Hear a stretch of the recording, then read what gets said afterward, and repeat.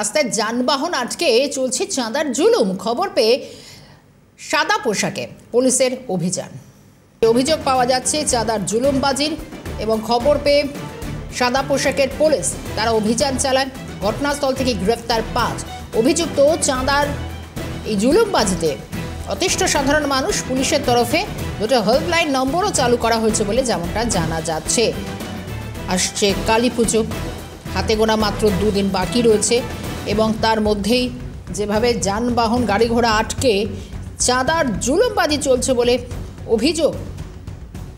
ঘটনাস্থল থেকে গ্রেপ্তার 5 জন, কারণ পুলিশ সাদা পোশাকে এই অভিযান চালায়। স্বরূপ রায় আমাদের প্রতিনিধি রয়েছেন আমাদের সঙ্গে। স্বরূপ, চাঁদার জুলুমবাজি 5 জন গ্রেপ্তার, কি বলা হচ্ছে পুলিশ সূত্রে? দেখো, দেখতে পাচ্ছি কালী পূজা এবং যে কোনো পূজাতে বিভিন্ন জায়গায় রাস্তা আটকে কিন্তু চাঁদা তোলা হয় এবং সেই চাঁদা তোলাতে বিভিন্ন সময় বিভিন্ন রকম বিপজ্জনক ভাবে মানুষকে হেনস্থাও হতে হচ্ছে। তাই কিন্তু বিষ্ণুপুর থানার পুলিশ খবর পেয়েই কিন্তু সিভিল ড্রেসে গিয়ে গাড়িতে চেপে এইখানে কিন্তু বেশ কয়েকজন যারা চাঁদা তুলছিলেন তাদেরকে কিন্তু আটক করেছে এবং এইভাবে যে যারা রাস্তা আটকে চাঁদা তুলছে এবং প্রায়শই কিন্তু এই অভিযান চলবে এমনটাও কিন্তু জেলা পুলিশেরও দাবি রয়েছে। ধন্যবাদ স্বরূপ।